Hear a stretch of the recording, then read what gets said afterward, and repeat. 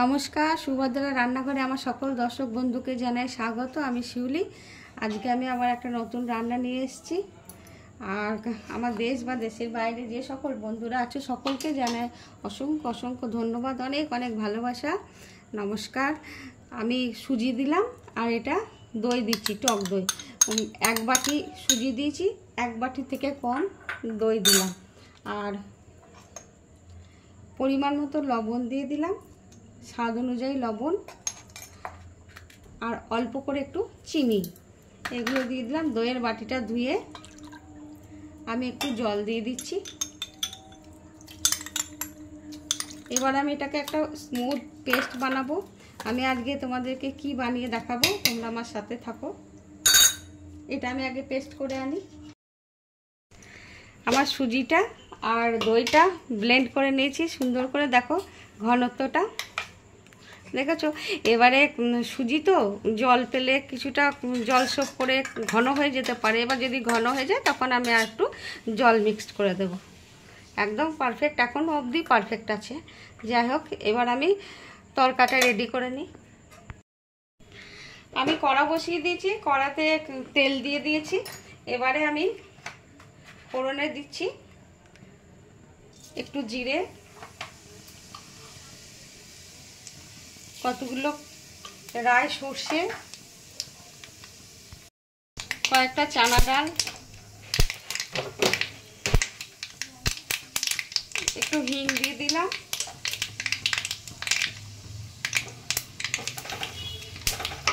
ভারী সুন্দর সুগন্ধ বেরোতে শুরু করে দিয়েছে। এবারে আমি দিয়ে দেব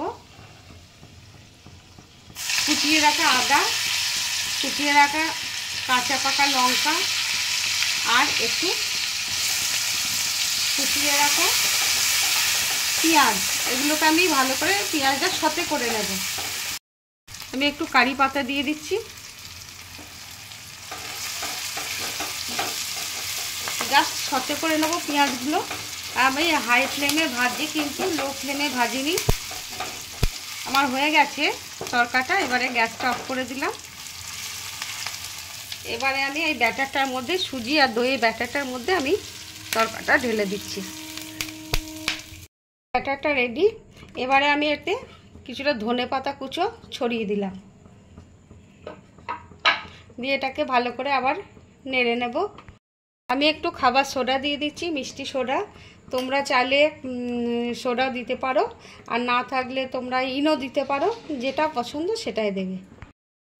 এবার আমি একটা ছোট কড়া বসিয়ে দিয়েছি, মানে আমি বান ধোসা বানাবো, তা সেরকম একটা পাত্র বসিয়ে দিয়েছি।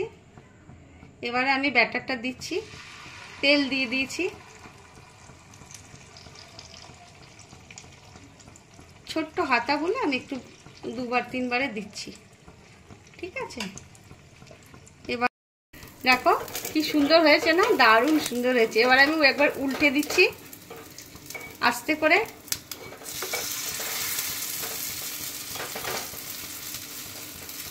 তোমরা এইভাবে অবশ্যই বানাবে বান ধোসা, এবং বানিয়ে খাবে, খেয়ে আমাকে কমেন্ট করে জানাবে তোমাদের কেমন লেগেছে।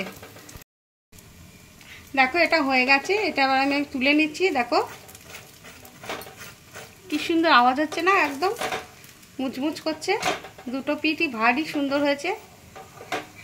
এবার আমি এটাকে তুলে নিলাম। আমি আর একটা দিচ্ছি।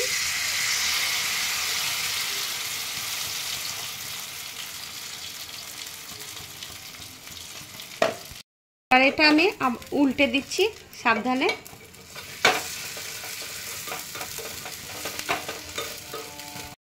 দেখো এটা আমার হয়ে গেছে। এবার আমি এটাকে তুলে নিচ্ছি। আমার বান ধোসা রেডি এবং সার্ভ করে দিয়েছি। তোমরা এইভাবে অবশ্যই অবশ্যই একবার বানাবে, বানিয়ে খাবে, খেয়ে আমাকে কমেন্ট করে জানাবে তোমাদের কেমন লেগেছে। আর তোমরা সবাই ভালো থাকবে, সুস্থ থাকবে। তোমাদেরকে সকলকে জানাই অসংখ্য ধন্যবাদ, অনেক অনেক ভালোবাসা। আর আমি গ্রিন চাটনি দিয়ে সার্ভ করেছি। তোমরা চাইলে বাদাম চাটনি, যার যা পছন্দ সেই রকম চাটনি দিয়ে তোমরা খাবে এবং খেয়ে আমাকে বলবে। তাহলে আজকের মতো টাটা।